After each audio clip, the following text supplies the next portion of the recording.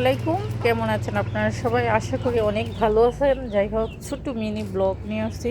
এই যে আমার পুঁইশাক ক্ষেত, যেটা বলছি মনে করেন বিচি থেকেই উঠছে।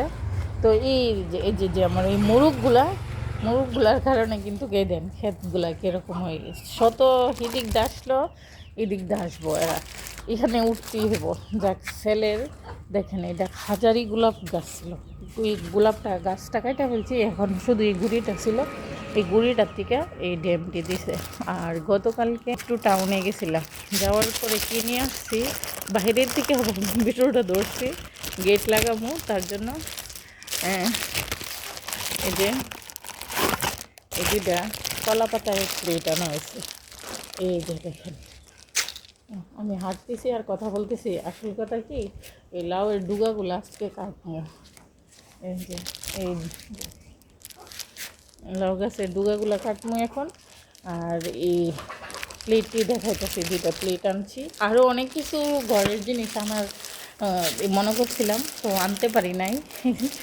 সময়ের কারণে মেয়ে কান্না করতেছে, মেয়েকে নিয়ে গিয়ে তো আনা যায় না, তার জন্য আমি আনতে পারি নাই। তো এই যে এখন করবো। আর এই পাশের যাই ডাটা শাক ফালামু, একদম গাছগুলা কাইটা ফেলছি, এই জায়গাটা খালি করছি। এই পাশে ডাটা শাক ফালামু, এরকম ডাটা, যেহেতু আমার ডাটাগুলো কিন্তু অনেক ভালো জাতের, তার জন্য দেখেন আমি আগের এখানে কিন্তু পয়রা পয়রা উঠছে। তো এটি নিরাই দিমু, ওই ক্ষেত্রে আছে না, আমি নিরাই দিছি। নিজের কাজ নিজেই কর না, সব কাজ তো আর দিয়া করা যায় না।